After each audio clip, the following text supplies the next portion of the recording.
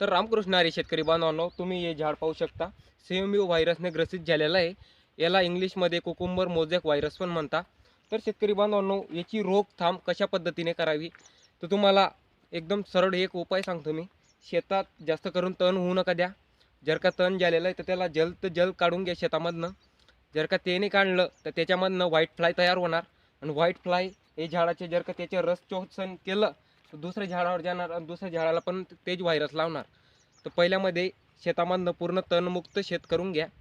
त्याच्यानंतर शेतकरी बांधवांनो, पाणी व्यवस्थापनावर बी एक नंबर ध्यान ठेवा.